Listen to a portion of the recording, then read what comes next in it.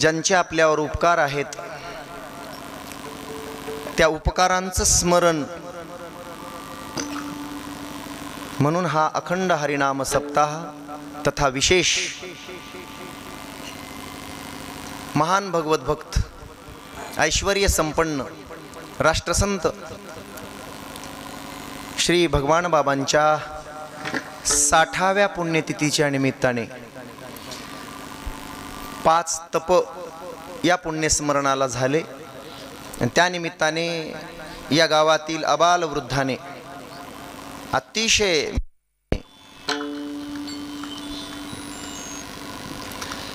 तुम्हा सर्वांच्या अंतकरणातील बाबा भाऊंच्या चरणावर असलेला समर्पित भाव आणि आजचा हा दिव्य उत्सव एकदा जर मागे नजर टाकून पाहिली तुम्ही तर लक्षात येईल तुमच्या. असं वाटतंय आज दिवाळी आहे. ज्यांनी आपली दिवाळी केली त्यांच्यासाठी आपण ही दिवाळी साजरी करतोय. ज्यांनी आम्हाला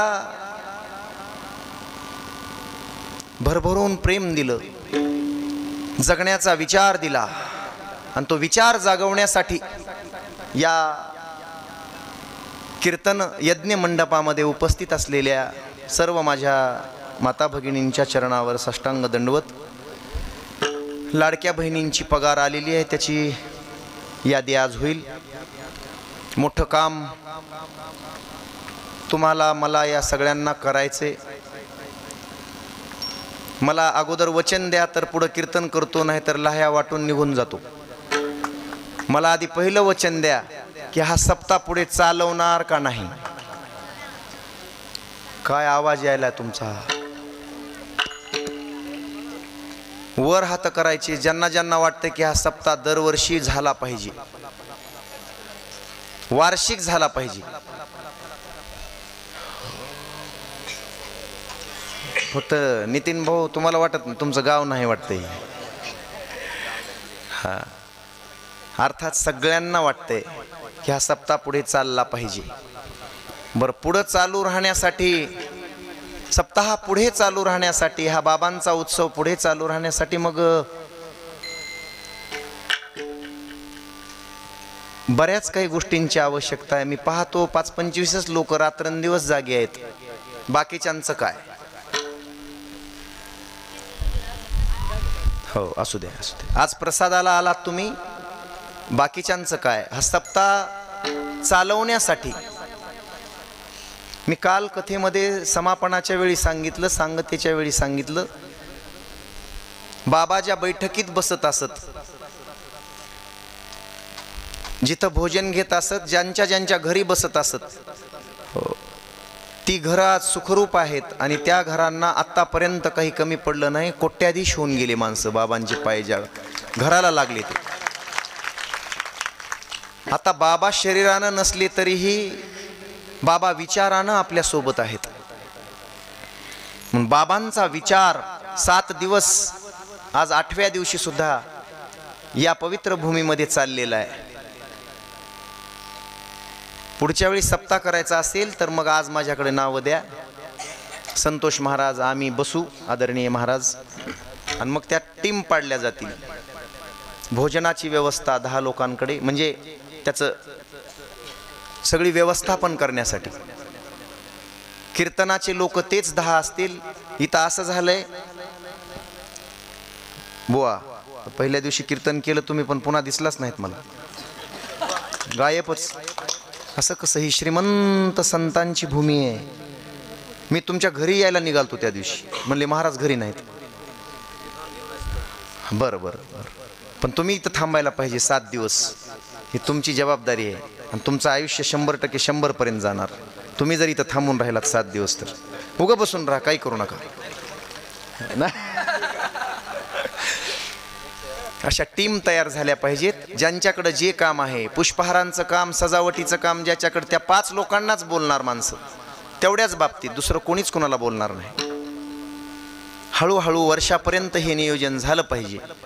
आणि पुढे देणगी लागते. आता हे एवढं सांभाळायचं म्हटल्यानंतर ताई, यावर्षी जेवढे पैसे तुमच्या खात्यावर आहेत त्याच्यापेक्षा दुप्पट झाले तरच द्या. मी वचन देतो तुम्हाला. तुमच्या खात्यावर यावर्षीपेक्षा जास्त पैसा आला तरच पुढच्या वर्षी द्या. तुम्ही बाबांचा अनुभव घ्या. आम्ही घेतलाय, तुम्ही घ्या एकदा. म्हणून या नगरीतल्या परमपावन सगळ्यांच्या चरणावर मी नतमस्तक होतो.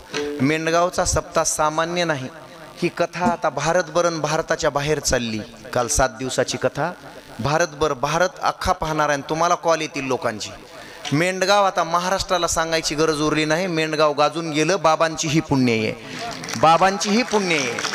अरे पहिलीच कथा, पहिलाच सप्ताह मेंढगाव महाराष्ट्रभर गाजते, महाराष्ट्रभर. आणि ज्या या सप्ताहामध्ये ज्यांनी ज्यांनी सेवा दिल्यात ते माणसं सुद्धा गाजून गेली. हो, माझ्या आयुष्यात मी कधी एवढा गाजला नव्हतो. या 6-7 दिवसामध्ये जेवढा गाजलो, जेवढा लौकिक झाला, लौकिक, ती सगळी कृपा श्री संत भगवान बाबांची आहे. आपण सगळ्यांनी खूप योगदान दिलंय. पण मला माणसांची उणीव भासत होती, ज्यादा तर पुरुषांची, पुरुष मंडळीची.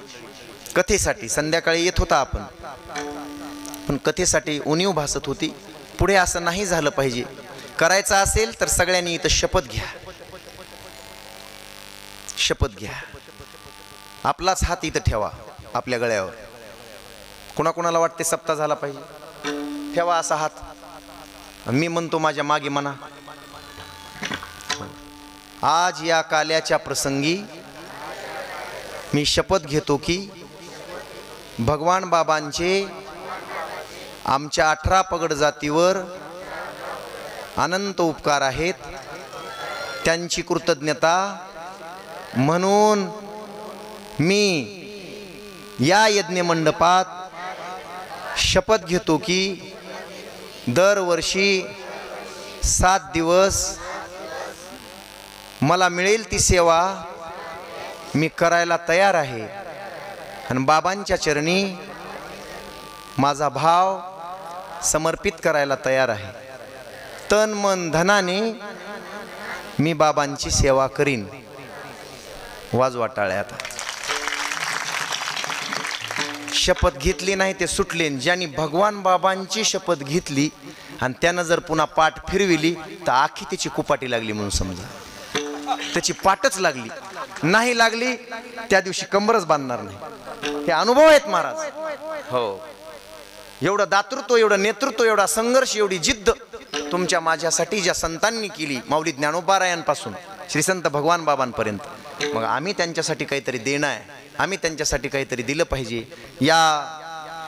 याचं सगळं नियोजन ही समिती, कमिटी, ते रात्रभर झोपले नाही. तो साहेबन आपले विष्णुदादा रात्री आलते माझ्याकडे 2 वाजता. 2 वाजता महाराज सप्ताह पुढं चलाव, आमची लई इच्छा आहे. हे एवढं वर्ष झालंय, असाच हा उत्सव पुढे चालला पाहिजे. काय स्वरूप आलंय महाराज. आहा हा गोंडस, काय कृपा आहे. आणि त्यांची तळमळ. ते दोघंही म्हणले, हे बघा आम्हाला 2 पंक्ती द्या, कुणी नाही घेतल्या तर, पण सप्ताह आता आम्ही मरेपर्यंत हा बंद पडू नये. चांगल्या माणसासाठी टाळ्या वाजवा.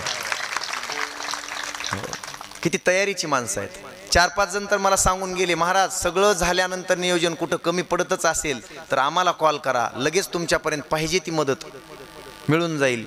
अख्खाच्या गावचे गाव असून सप्ते बंद पडत चाललेत, वार्षिक सप्ते. आणि हा नवीन सप्ताह प्रारंभ झालाय, तर एवढा उत्साह आहे या सप्ताहामध्ये. आणि आज 7 दिवसापासून आपण श्री संत भगवान बाबांचं दिव्य चरित्र ऐकत होतो. परिवर्तनीय चरित्र, जीवनामध्ये परिवर्तन करणारं चरित्र. 18 पगड जातींना एक मुठ होऊन एकत्र नांदविणारं चरित्र. संघर्ष करायला लावणारं चरित्र. चिकाटी, जिद्द आणि मेहनतीच्या बळावर मनुष्य किती मोठा होतो हे सांगणारं चरित्र. 7 दिवस ऐकलं. आणि ज्यांनी ज्यांनी मनपूर्वक हे चरित्र ऐकलंय त्यांना आज, कारण माझ्या भक्ताचे गुणगान जो ऐकतो त्याच्यावर श्रीकृष्ण परमात्मा प्रसन्न होतो.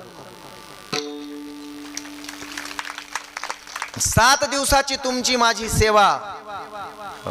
भानुदास गीती गात आणि प्रसाद देतो पंढरीनाथ. आज 8व्या दिवशी बिल निघतात. बिल आतापर्यंत केलेल्या कामाची या 7 दिवसाची पावती, आणि पावतीद्वारे अकाउंटवर तुमच्या ते जमा होतंय. म्हणजे आज बिल काढण्याचा दिवस आहे, आज प्रसादाचा दिवस आहे. परिपूर्णतम भगवान श्रीकृष्ण परमात्मा तुमच्या माझ्या भक्तीवर प्रसन्न होऊन आज प्रसाद देतात. याला सांगतेची सेवा म्हणतात, याला प्रसादाची सेवा म्हणतात.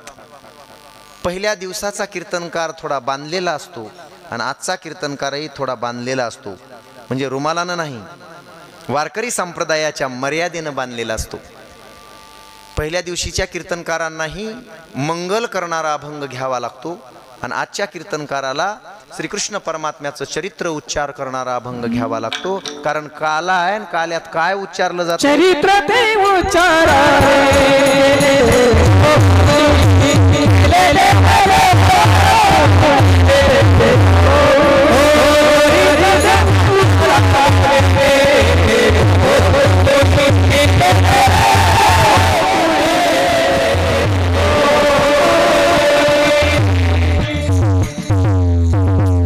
आज त्याच भगवान श्रीकृष्णाचं चरित्र ऐकायचंय, फक्त श्रवण करायचंय, त्याच्यासारखं वागायचं, भानगडीत पडायचं नाही. तो लय भानगडी करणार आहे, त्याच्या भानगडी अनंत आहेत.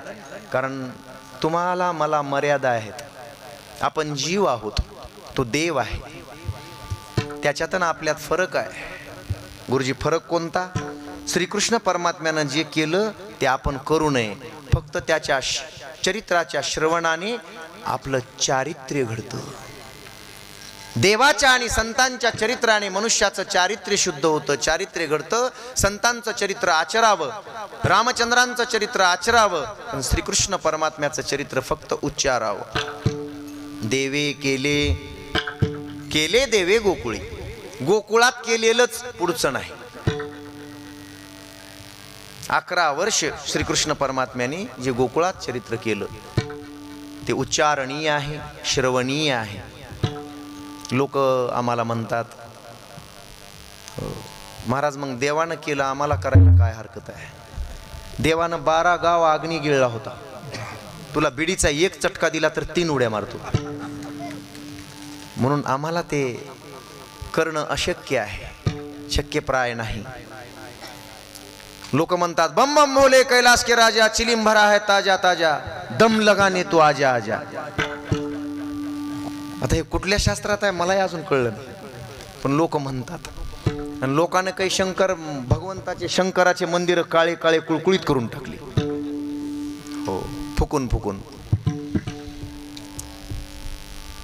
पण समुद्र मंथनातून निघालेलं विष, हलाहल नावाचं विष भगवान शंकरांनी पचवलं होतं.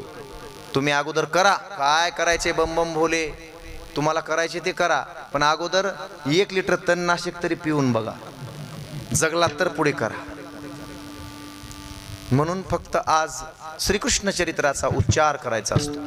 जे काम श्रीकृष्ण परमात्म्याने केलं त्या कामासाठी माझ्या श्रीसंत भगवान बाबांनी आयुष्यातले 10 वर्ष घालवले. गोपालन आणि गोरक्षण या गोष्टीसाठी भगवान बाबांसारखा महान संत तुम्हाला महाराष्ट्रामध्ये पाहायला मिळणार नाही, की ज्यांनी गोहत्या बंद करून या समाजाला, या देशाला, तुम्हाला मला सगळ्यांना एक मंत्र दिला, ज्याच्या दारात गाय आहे त्याचा वंश कधीच बुडत नाही. जरी एखाद्याच्या प्रारब्धामध्ये संतती नसेल, सांगू, नंद बाबाच्या प्रारब्धात संतती नव्हती. ऐका, संततीच नव्हती, पण 9 लक्ष गायी पाळल्या आणि त्याचं फलित नंद बाबाचा वंश वाढवण्यासाठी स्वतः देवाला यावं लागलं आणि त्याच्या घरी खेळावं लागलं. आणि एवढा मोठा वंश वाढला की तो कधीच संपला नाही, कधी संपणारही नाही. म्हणून ज्याच्या दारात गाय आहे, उगा तुमच्या दारात नसू द्या, नसली तर, पण कधीतरी जाऊन त्या गायीची सेवा करा, जर वेळ नसेल तुमच्याकडे तर. श्रीकृष्ण परमात्म्यानं जे महाराज, लोक असं पांडव प्रतापावरून वगैरे येतात आणि ते मग काही जण थोडे हुशार असतात, जास्त शिकलेले, ते म्हणतात श्रीकृष्ण परमात्म्याने 16,108 बायका केल्या, आम्हाला 2-3 मिळाल्या तर काय फरक पडतो, 2-3 केल्या तर काय फरक पडतो. माई शपथ एकीनच हाडं उघडे पडलेत, कसं सुधर नाही माणसाला. 16,108. द्रौपदीनं 5 पती केले होते. मग एखादा दुसरा केला तर काय फरक पडतो? हे शक्य नाही. ती द्रौपदी होती. तुम्ही आम्ही सामान्य आहोत म्हणून फक्त त्यांचा उच्चार करावा तेवढं सामर्थ्य आपल्या अंगी नाही. कर्तुम मान्यता कर्तुम शक्ती आपल्या अंगी नाही. त्याचं चरित्र उच्चारावं आणि त्यांनी पुण्य प्राप्त करावं. पुण्यप्रद चरित्र श्रीकृष्ण परमात्म्याचं आहे. तत्पूर्वी थोडासा परिहार देणं उचित आहे. या सप्ताहासाठी ज्यांनी आपल्या सगळ्या लाडक्या शिष्यांसह 8 दिवस अतिशय माफक आणि अतिशय प्रेमानं 8 दिवस तुम्हाला दिले, त्या आदरणीय हरिभक्तपरायण गानकोकिळ संतोष महाराज वाघच आहे महाराज. ते खरंच वारकरी संप्रदायामध्ये मला वाटतं त्यांच्या आधी, माझ्या आधी त्यांचा सत्कार करावा. तुम्ही नाही, मी करणार. हो, या कीर्तनातून अशा माणसांचा सत्कार. अरे आपल्या माणसाला मोठं म्हणायला शिका.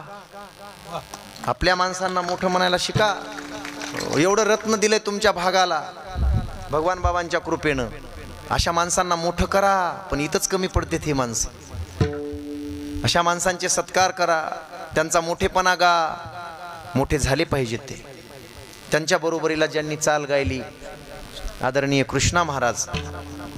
काय आवाज होतो म्हणजे वरचा षडज लावला तार सप्तकातला, आतितार लावला. आतितारच्या पुढं पंचम गाठला तुम्ही, पुढचा आतितारचा. आपल्या तारा तुटून गेल्या असत्या. लेडीजचा सुद्धा आवाज तिथपर्यंत गेला नसता. ताई, देव कुणाला काय देईल, प्रत्येकाला एखादा गुण देतो. आणि तितकीच तोला मोलाची साथ आमचे माऊली महाराज. गोड, लय शांत आहे माणूस, काहीच बोलत नाही, फक्त हातच बोलते त्याचे. या सगळ्या लाडक्या विद्यार्थ्यांच्या, शिष्यांच्या, गावातील सर्व भजनी मंडळाच्या, विनेकरी बाबांच्या, शंकर बाबा तुमच्या, भोळा राजा आहे. इथं उपस्थित असलेल्या परिसरातील पंचक्रोशीतील, कारण आजचं कीर्तनच हे असते, सगळ्यांचे आभार व्यक्त करणे म्हणजे काला. 7 दिवस ज्यांनी ज्यांनी इथं सेवा दिल्या त्या सगळ्यांच्या चरणावर मी हे 2 हस्तक आणि 1 मस्तक नाक रगडुस्तोर घासतो. आज या कीर्तनासाठी या परिसरातील आणि आपल्या गावातील बाहेर असणारी मंडळी बरेच जण भेटले आल्यानंतर, ते सुद्धा इथं उपस्थित आहेत. त्यांच्यासुद्धा चरणी साष्टांग दंडवत प्रणिपात करतो. मला वाटते जय भगवान बाबा यूट्यूब चॅनल, श्रीनाथ मुंडे, परळी वैजनाथ. ते मुंडेन परळी वैजनाथ म्हणलं की माणसाच्या अंगाला घाम यायला. हो, कशामुळं? कोणी बी उठलं की बदनाम करायला. त्याने सांगायचं सोडून दिले मी मुंडे आहे म्हणून. ह्या महिन्यात लय डोक्यात बसलेत लोक. मी बोललो काल महाराज, राजकारण कुठल्या स्तराला आणि कुठल्या लेवलला न्यावं यालाही काही मर्यादा आहेत, पण लोकांना मर्यादाच राहिल्या नाहीत. दुसरं काहीच नाही. जळफळाट, जळजळ, सगळ्या गोळ्या संपून गेल्या त्या ऍसिडिटीच्या. आता कुठली गोळी काढावी काही कळणार. लोकांची जळजळ काही कमी होईना. आणि हा सगळा कार्यक्रम तुमचा देशभर ते पाठवणार आहेत, पाठवत आहेत, चालू आहे पाठवणं. जी आहेत यायलो आता एक एक करत. अजय महाराजांनी पहिल्या दिवशीच आमची मैत्री झाली खूप. आदरणीय साजूक नाजूक तुपात तळल्यासारखा माणूस, निरपेक्षम मुनीम शांतम निर्वैरम. कोणी पाठविले माहित आहे? श्री संत भगवान बाबांनी, सद्गुरु जोग महाराजांनी त्यांना इकडे पाठवून दिले. कुठंच काही तक्रार नाही. अगदी वेळेवर सगळ्यांना घेऊन काय गोड माझ्या ज्ञानोबारायांच्या ज्ञानेश्वरीचं पारायण महाराजांनी आमच्या हरिभक्त पारायण संस्था सुटते त्यांची आता एक 6 महिन्यामध्ये 4थं वर्ष आहे. अजय महाराज खंदारे यांची तोलामोलाची साथ गावकऱ्यांना मिळाली. माझ्यासोबत त्यांना बी कपडे शिवलेत का नाही? शिवलेत का? मग बरं झालं. ते अंगावरच आहेत ना. हे काय आज नवीनच आहे, सगळं फुगायलंय. हे फुगार ते साहेब म्हणले फुगू द्या, तुम्ही फुगताल पुढल्या वर्षीपर्यंत. हो, पायापासून फेट्यापर्यंत आज तुमचंच आहे सगळं. म्हणून या गावकऱ्यांच्या चरणावर किती वेळा नतमस्तक व्हावं. पण एकच सांगून जातो, बाबा जिथं काही कमी पडलं ऐका, तिथं हा संत सेवक, तिथं हा भगवान बाबाचा भक्त, माझी कथा ठेवू नका. सगळ्यांना संधी द्या, मला बी मोकळं राहू द्या. तुम्ही म्हणलात एक दिवस या महाराज, दोन्ही पंक्तीला वाढून जा आणि हे झाडून जा. नाही झाडलं तर त्या दिवशी बैठका करीन, अशा उडबशा करीन. हा सप्ताह बंद पडू देऊ नका. मला कीर्तन दिलंय तुम्ही, माझा गौरव केलाय तुम्ही. समाजातल्या अनेक अजून गुणवान महाराज मंडळी आहे, सगळ्यांना थोडं थोडं थोडं थोडं सेवेची संधी द्या. मला एक दिवस कुठलाही सांगा, मी येतो. एखादी पंगत घालायला सांगा, नाही घातली त्या दिवशी नाव सांगणार नाही. हो, त्याच्यासाठीच जगायचंय. भगवान बाबांचे विचार या जगामध्ये गेले पाहिजे, जगात प्रसारित झाले पाहिजेत. आणि जसा भगवान बाबांचे विचार घेऊन जो 1 समाज, 2 समाज, 4 समाज, 18 पगड जातीतले गोरगरीब विद्यार्थी आज जे या महाराष्ट्राच्या पटावर गाजत आहेत आणि त्यांचा विचार एकर विका, जमीन विका, पण शिक्षण शिका, म्हणून हा समाज पुढे गेला. तसा या देशातला सगळा समाज भगवान बाबांच्या विचाराने पुढे जावा आणि प्रगती करावा, एवढीच माझी इच्छा आहे. भगवान संत एका समाजाचे नसतात, संतांना जात नसते, महान समाजसेवकांना जात नसते. पण फार मोठा संघर्ष केला म्हणून आज आम्ही या स्थितीला आहोत. या स्थितीपेक्षा वरची स्थिती सगळ्यांना प्राप्त व्हावी ही सदिच्छा व्यक्त करतो. संप्राप्त सेवेसाठी घेतला गेलेला अभंग जगद्गुरु जगद्वंदनीय वारकरी संप्रदायाच्या कलस्थानी विराजमान असणाऱ्या माझ्या श्री संत तुकाराम महाराजांचा 4 चरणाचा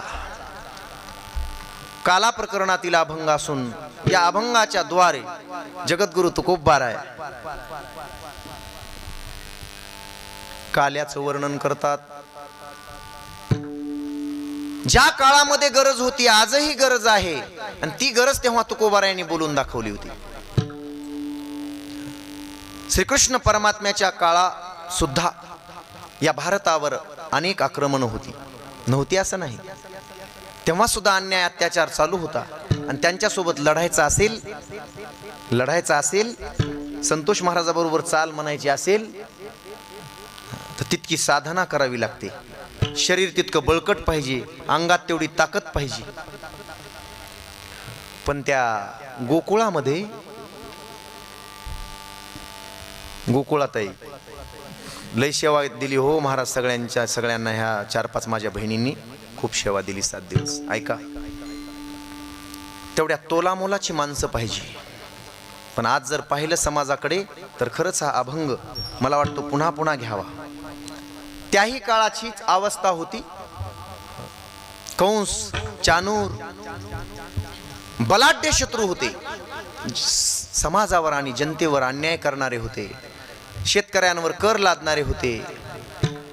जिथं पिकत होतं ते अगोदर त्यांच्या घरी नेऊन द्यावं लागत होतं. लक्ष द्या, साधू संत सगळे यज्ञ बंद करून त्यांनी जंगलामध्ये पाठवून दिले होते. खूप मोठे अन्याय अत्याचार सहन करणारा तो समाज, ती जनता. मग यदा यदा ही धर्मस्य, धर्माची पारहाणी झाली होती. भजन करायला सुद्धा परवानगी नव्हती. जब जब हो धर्म के हानि,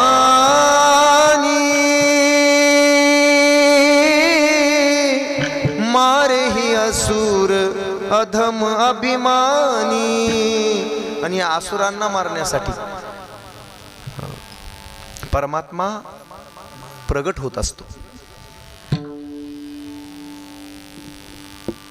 गोकुळामध्ये प्रगट झाल्यानंतर ती अवस्था पाहिली, ह्या लेकरांकडे पाहिलं, ह्या पोरांकडे पाहिलं.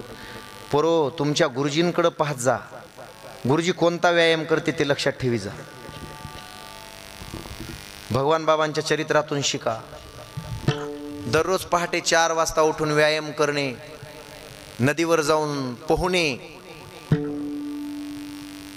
पाण्यावर 1-1 तास तरंगणे, ह्या सगळ्या योग साधना आहेत.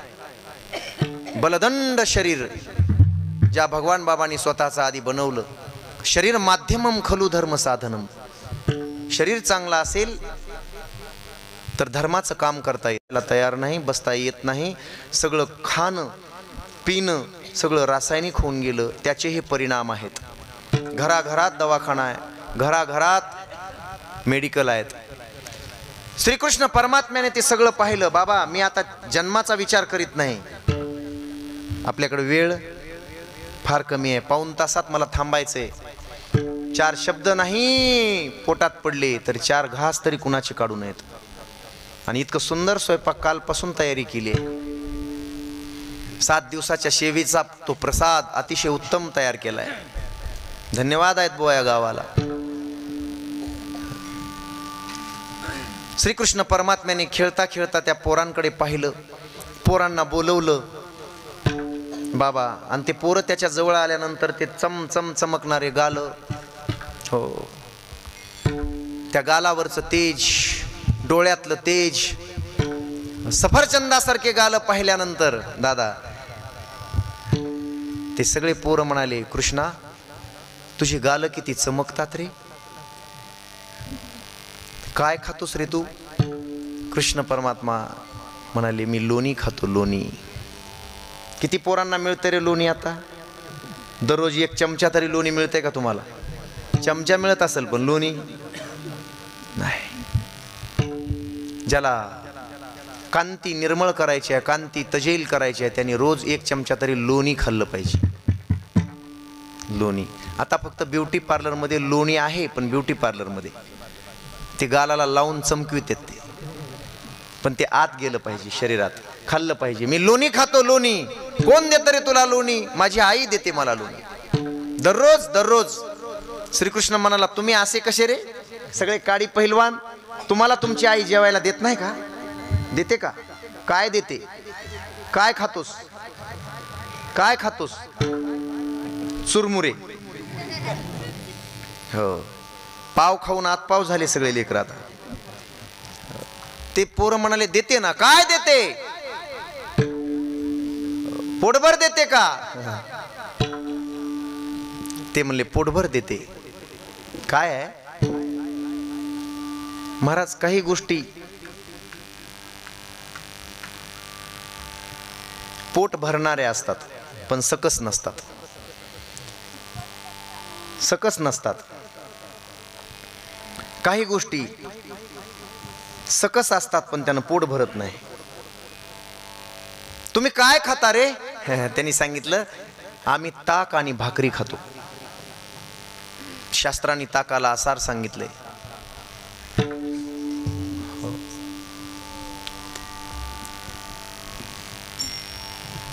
मग ताक आणि भाकरी खाऊन तुम्ही माझ्यासारखे बलदंड होणार नाहीत. मग कृष्णा, आम्हाला तुझ्यासारखं होण्यासाठी काय करावं लागेल? मी जे सांगेल ते करावं लागेल.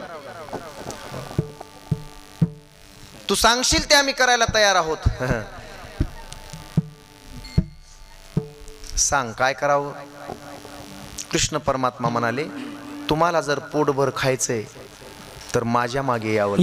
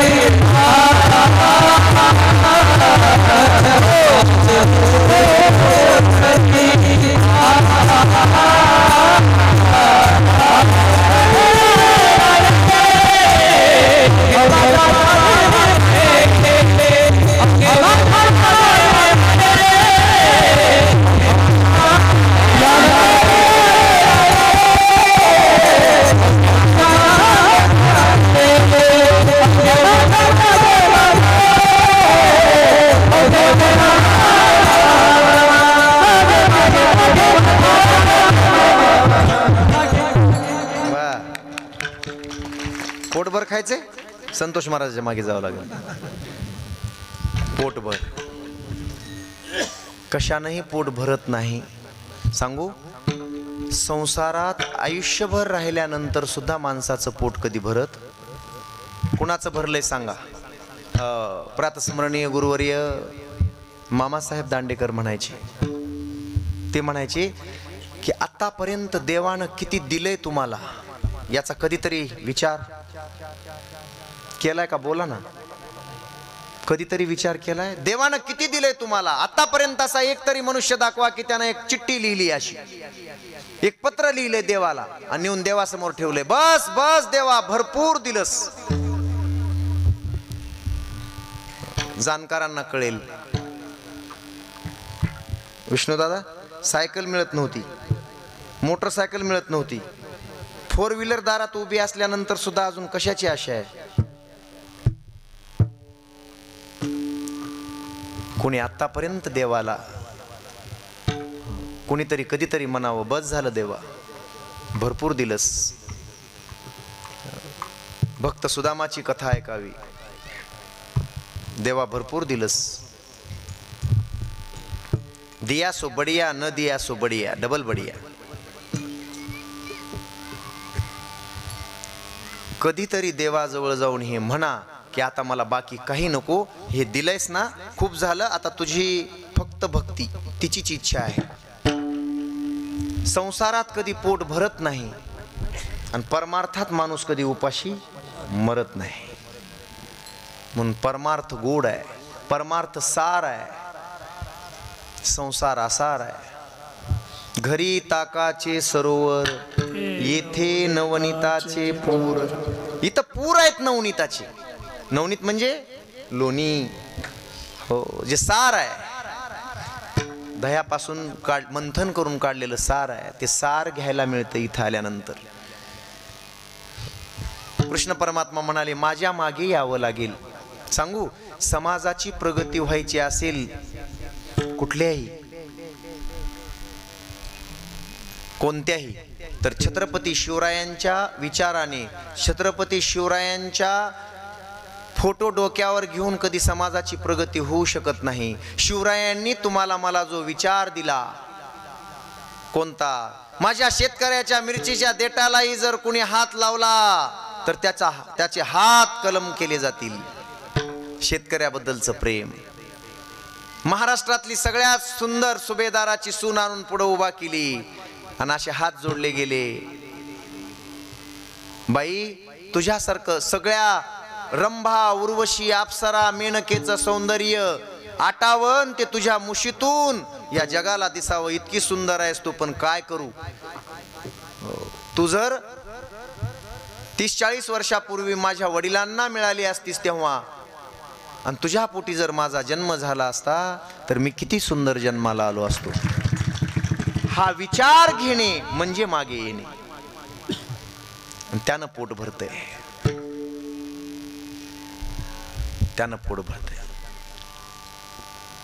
मी थकणार नाही, मी रुकणार नाही, मी घेतला वसा कधी टाकणार नाही, स्वार्थापोटी कधी कुणापुढे झुकणार नाही, मोडेल पण वाकणार नाही, गोरगरीब समाजांच्या पाया पडेल, पण जातीवाद्यांपुढे, कसल्याही विरोधापुढे मी कधी झुकणार नाही. हा विचार आहे. डोंगरालाही टक्कर देण्याची ताकद माझ्यात आहे. का? लोकांसाठी 18-18 तास झोप न घेता मी काम करतो अविरत. छत्रपती शिवरायांचा हा विचार ज्यांनी घेतला त्याच्या विचाराच्या मागे गेलं पाहिजे. आणि भगवान बाबा जे म्हणाले होते ना, काल बोललो मी कथेमध्ये, सगळ्यात शेवटचं वाक्य आहे भगवान बाबांचं, लाखो लोक गडावर, आणि शेवटचं वाक्य आहे भगवान बाबा रुबी नावाच्या दवाखान्यात जाताना डॉक्टर ग्रँटकडे शेवटी असा हात केला होता, असे हातपाय असे हलत होते, आणि असं धरून असा हात केला होता सगळ्या समाजाला. हे शरीर राहील किंवा जाईल, उद्या तुमची माझी भेट होईल नाहीतर ना होईल, पण 57 वर्ष संघर्ष करून जो विचार मी पेरलाय, माझा तो विचार तुम्ही जगवा, तुम्हाला कुठेच भीक मागायची वेळ येणार नाही. हे शेवटचं वाक्य होतं. मी नाही राहिलो तरी माझा विचार राहिला पाहिजे. आणि या मेंढगावकरांच्या पायावर मस्तक ठेवावं. आज असं वाटतंय की मेंढगावकरांनी संत चरित्र कथेतून भगवान बाबांची संपूर्ण संत चरित्राची कथा 7 दिवस, मला वाटते महाराष्ट्रात हे पहिलं गाव आहे आणि पहिली माणसं आहेत. विराट कोहली सारखी कधीतरी आपली आपली पाठ सुद्धा थोपटून घ्यायला पाहिजे. विराटनं शतक मारल्यानंतर ते दुसऱ्याकडे पाहत नाही, त्या बॅटीनं आपली आपली पाठ अशी करते. वा वा, शाबाश शाबाश, हे घेण्यासारखं आहे. लोकांची काय वाट पाहता? तू जर चांगलं काम केलं असेल तर तुझी पाठ तूच थोपटून घ्यायची, काही फरक पडत नाही. लोकांची वाट नाही बघायची.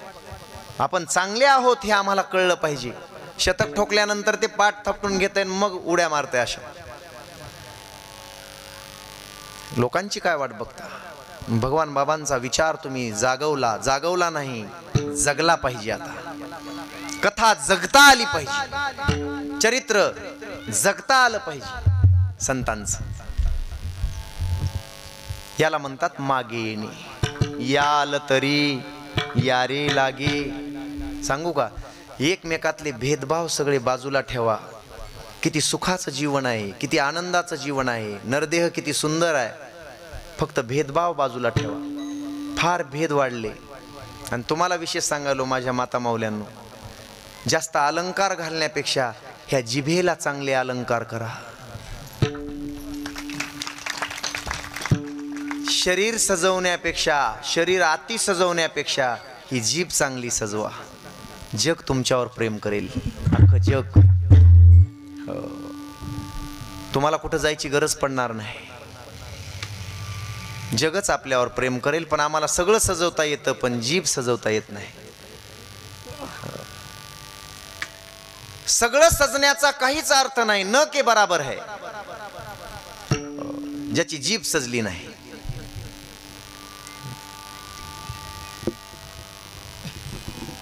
आणि जीभ कशानं सजते? संतांचं चरित्र गायल्याने सजते आणि परमात्म्याचं नामस्मरण केल्याने सजते. याच्या पलीकडे जिभेचा दुसरा अलंकार नाही. म्हणून संतांच्या मागे गेलं पाहिजे, देवाच्या मागे गेलं पाहिजे. त्यावेळी गरज होती. आणि मग सगळ्या गोपाळांना, बोबड्या, वाकड्या, पेंद्या, सुदाम्या, मधुमंगल, सगळेच्या सगळे ते जे सवंगडी होते त्यांना कृष्ण म्हणाला, तुम्हाला खायचं असेल पोटभर तर माझ्या मागे यावं लागेल. याल तरी या रे लागे. तुम्हाला गरज असेल तर या. देवाला आपली गरज नाही, देवाला आपली गरज नाही. तुम्हाला गरज असेल तर या. तुम्हाला पोटभर खायचं असेल तर या. बर, ते पोर आता हे लेकरं विचित्रच असतात. ए कृष्णा, तू कुठलं देणार? कृष्ण म्हणाला, तुमच्याच घरचं देणार. मी थोडंच माझ्या घरचं देणार आहे. इथं जर एवढा कार्यक्रम चाललाय, तुमच्याच घरचं घेऊन चाललाय. कृष्ण म्हणाला, तुमच्याच घरचं देणार. कसं देणार? चोरी करून देणार. चोरी? बापरे, चोरी? कृष्ण म्हणला, चांगल्या गोष्टी जेव्हा आनंदानं मिळत नाही तेव्हा चोरी करायला काही हरकत नाही, पाप लागत नाही. भगवान बाबाच्या मंदिरासाठी नवऱ्याचे खिशे कापले तरी पाप लागत. महाराष्ट्राला कळू द्या, संतांच्या विचारासाठी आणि देशाच्या विचारासाठी, देश कार्यासाठी, धर्म कार्यासाठी नवऱ्याचे पॉकेट आजपासून मारायला सुरू करा. पण त्याच्यातला एकही रुपया दुसरीकडे नाही गेला पाहिजे, इथंच आला पाहिजे. आणि अशाही तुम्ही कधी पॉकेट मारित नाहीत. असं सांगावं मला कुणी की नवऱ्याच्या खिशातला त्याला न सांगता आपल्या मिस्टरांच्या खिशातले 10 रुपये सुद्धा मी आतापर्यंत घेतले नाहीत. कोण सांगतंय? नाही ना. म्हणजे सगळे चोर आहेत का? कृष्ण विठाला विठाला विठाला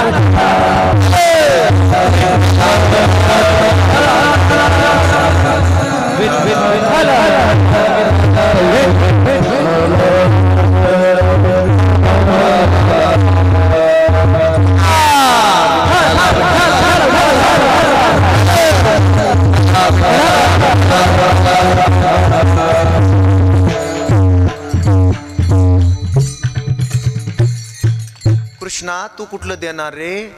तुमच्याच घरचं देणार. कसं? चोरी करून देणार. कशी चोरी करणार? तुम्ही फक्त माझ्या मागे या. आणि मग जगातली पहिली अखिल भारतीय चौर्य महामंडळ ही संघटना स्थापन झाली देशामध्ये. कोणती संघटना? चोरांची संघटना, चौर्य महामंडळ. हो, शाखा, मुख्य शाखा गोकुळ, मुख्य शाखा. सगळे पोरं अजून जवळ आले आणि ते म्हणाले, यार चोरी करायची असल्यास काही शस्त्रास्त्र लागतील, काही साहित्य लागेल, असं कसं रिकाम्या हाताने जायचं? चोर मारतील ना लोक. काय आहे बाबा, चोर व्हायचा असेल तर 2-3 गोष्टी माणसाजवळ लागतात. एक तर चालाकी लागते, चालाकी. दुसरी गोष्ट निर्लज्जपणा लागतो, निर्लज्जपणा. आणि तिसरी गोष्ट मार खाण्याची तयारी असावी लागते, तर चोरी करता येते. सराईत चोरांजवळ ह्या तिन्ही गोष्टी असतात. तिन्ही गोष्टी असतात बाबा. कोडग्या लाज नाही कालचा कोडगा आज. ते आमचे PSI तिडके साहेब होते, ते भजनाला यायचे दररोज परळीला, तिथं जगमित्र नागो महाराजांच्या मंदिरामध्ये. आणि ते आम्हाला म्हणाले की दिवशी चला चहा प्यायला. समोरच आहे पोलीस स्टेशन, जगमित्र नागा महाराजांच्या समोर, वैद्यनाथ भगवंताच्या अलीकडं. ते म्हणले चला महाराज कधीतरी आमची सेवा घडू द्या. तिथं गेलं की 2 पोलिसांनी एक चोर धरून आणला मारीतच. आणि ते आल्या साहेबाला म्हणाल्या, रामकृष्ण हरी साहेब. साहेब म्हणले तुला लाज आहे का रे? मला इथे येऊन 6 महिने झाले, 36 वेळा आलास म्हणले तू मध्ये. हे त्याचं काय असते म्हणलं साहेब? त्याचं काय असते? शहाण्यानं एकदा पोलीस स्टेशन पाहिल्यास पुन्हा पोलीस स्टेशनला शहाणा जात नाही, निर्लज्ज जातो. मग चोरी करायची असेल तर निर्लज्ज. मग आम्हाला काय करावं लागेल? काही नाही, तुम्ही 2-3 एक गोष्ट करा, बारीक अशी चाळलेली माती घ्या,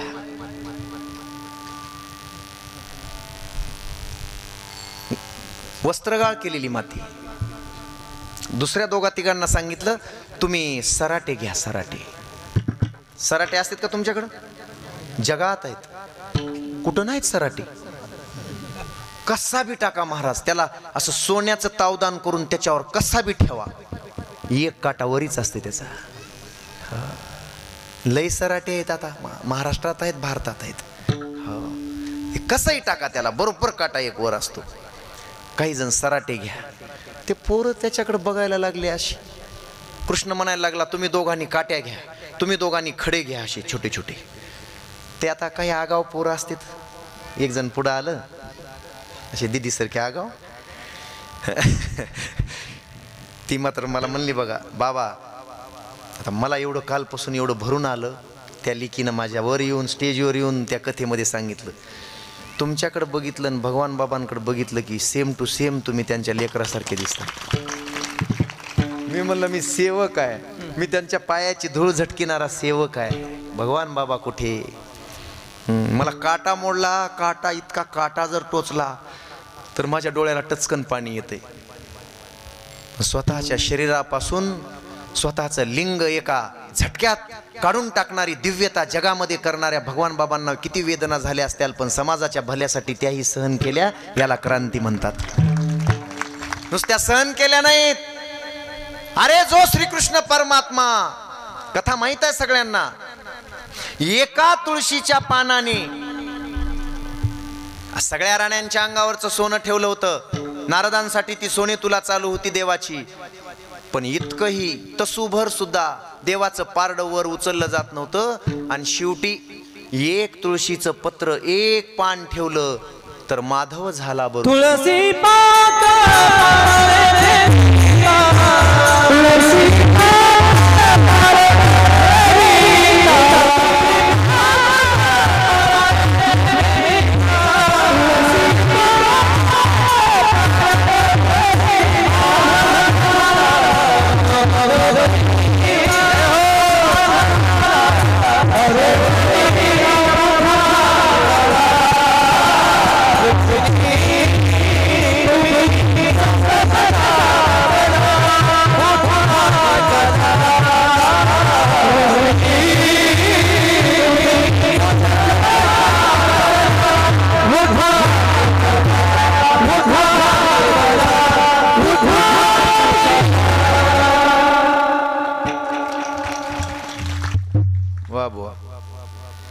एक तुळशीचं पान ठेवलं तर माधवाची बरोबरी करतं, श्रीकृष्णाची बरोबरी करतं, त्या जगतपित्याची बरोबरी करतं.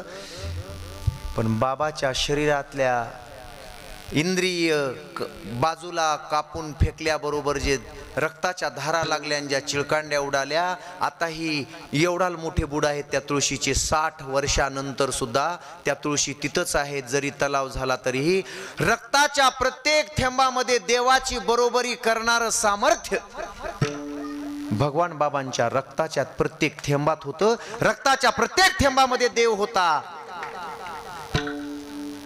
तुळशी तुळसी तुळसी उगवल्या,